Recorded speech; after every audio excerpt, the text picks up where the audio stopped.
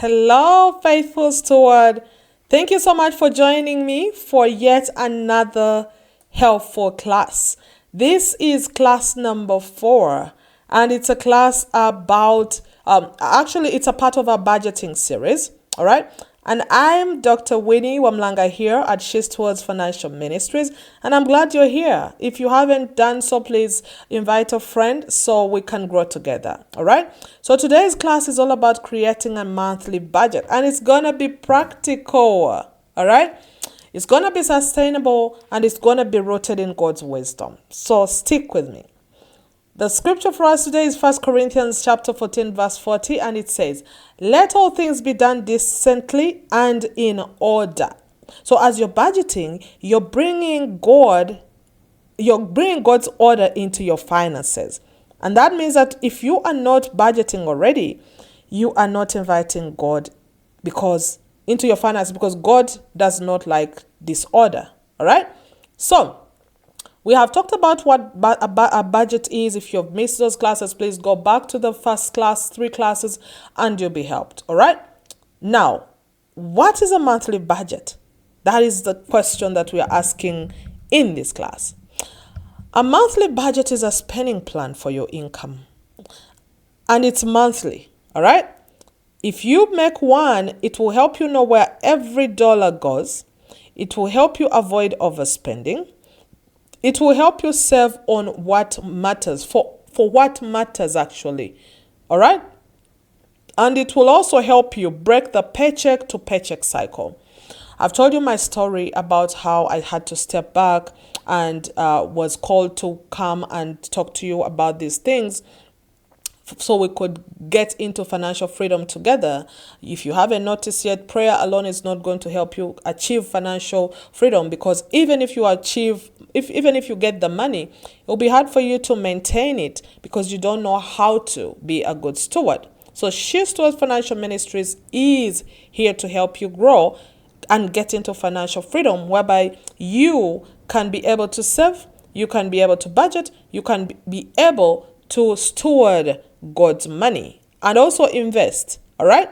So, a budget is not about restriction. Budgeting is about freedom, and it's about faithfulness. When you budget, you're actually telling your money where to go. And then after that, you will not wonder where it went. All right? So there are 5 major budget categories. Number 1. The key categories that you know, there are many, but I believe there are more, but the ones that have worked for me are 5, whereby number 1 is giving, tithing, 10%. The tithe is 10%. The 10% belongs to God. Give it to Him.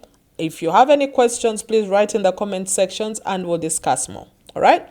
The offering, the charitable giving. I recommend that stays within less than 5%. But anyway, everyone is different. I'm just telling you what I do.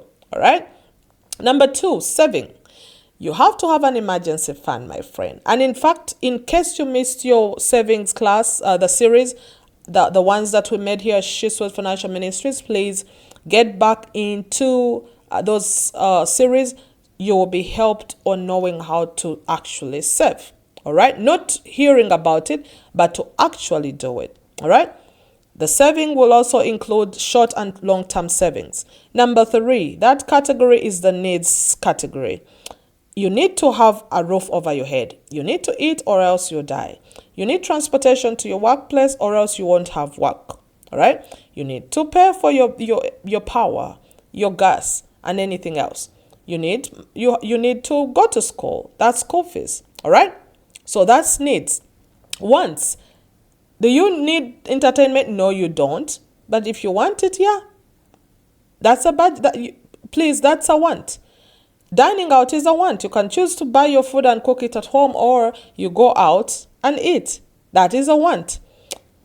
Clothing upgrades. When I say that my $50 dress is not good enough for me these days, because now maybe maybe I have more money and I need a $500 one, then that's an upgrade. Do I need it? No. It is a want. All right?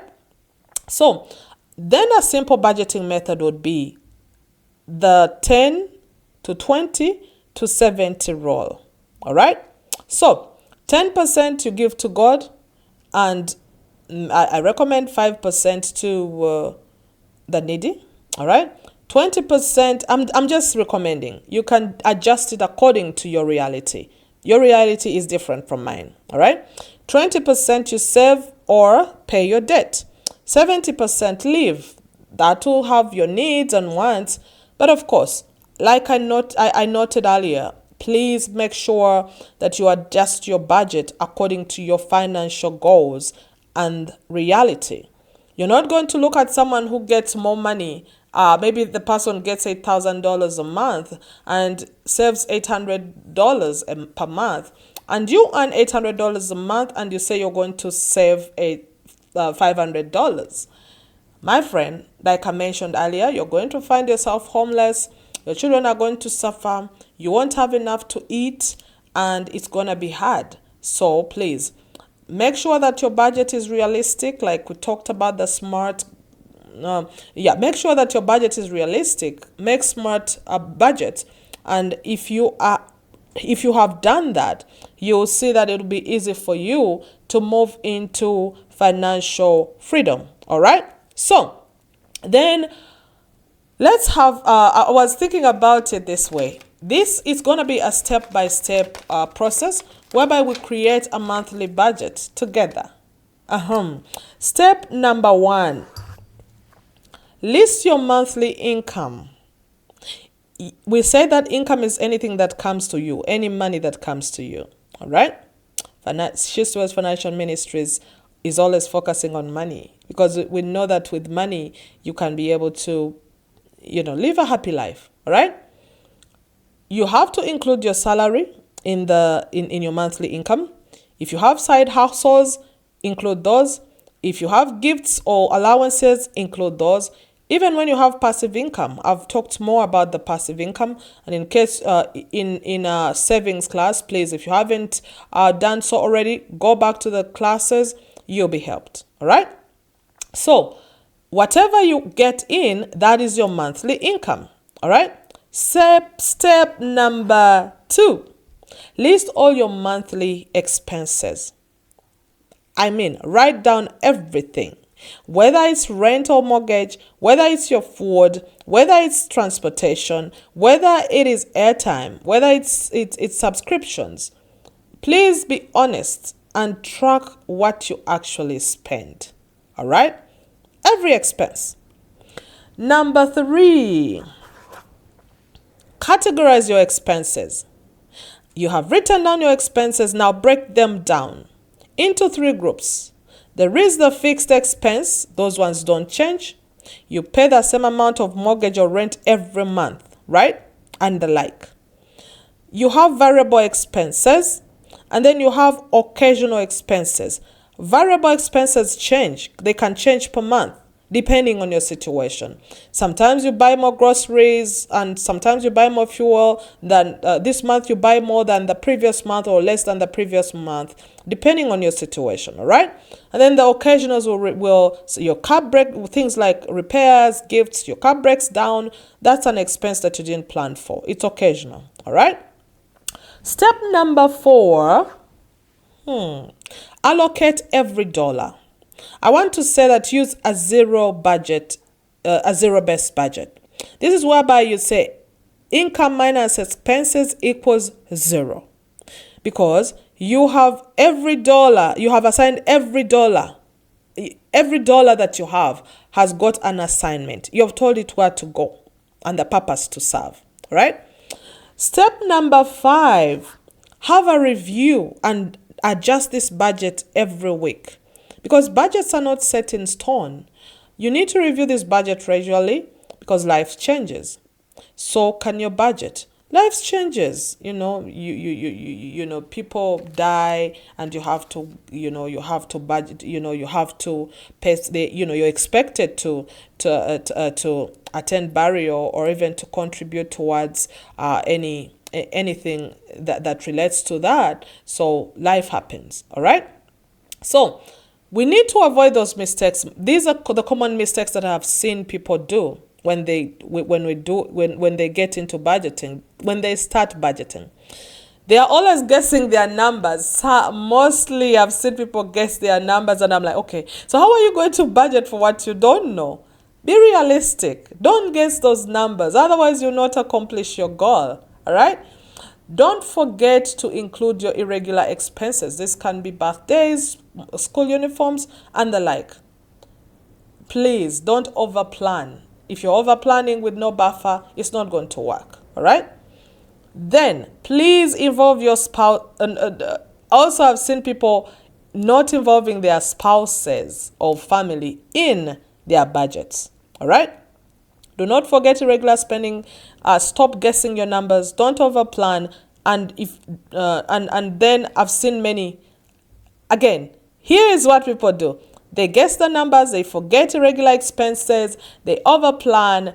They don't involve their family or spouses when they're making budgets. Believe me, I've made this mistake, and it almost cost my marriage. So I'm requesting that you base your budget on real data. All right? And also add a small miscellaneous category. Miscellaneous, I say that things happen, life happens, people die, children, people get sick, accidents. There's a lot that category will take in. All right. Also, remember to set reminders for your bill due dates. I love automating my bills, but our situations are different. Budget as a family of faith, not in isolation. All right. So the scripture here will be Luke 14:28, which says, suppose one of you wants to build a tower. Won't you first sit down and estimate the cost? My friend, you need to sit down and estimate and put this budget in writing. Planning is biblical. It's biblical stewardship. All right. So here are the action steps as we close this class. Please don't forget to use the SheStewards budget worksheet. Comment budget to get your free copy. And also 2, set aside an hour this week to create your monthly plan. And 3, pray over your budget. Invite God into your planning. Okay? So the question for today is, which category has been the hardest for you to manage? Is it the giving? Is it spending? Is it needs? Is it debt? Or is it want? I will tell you mine when you comment. So please comment below and let's talk. Subscribe if you haven't. Like the video. Share with your friend, even your frenemies or family if you found this video helpful. Please don't forget, watch class number 5. You don't want to miss. It's going to be about how to overcome emotional spending, and it's going to be so powerful. I love you so much, my friend, and so does Jesus Christ. Until we meet again, stay blessed. Thank you so much for watching. God bless you.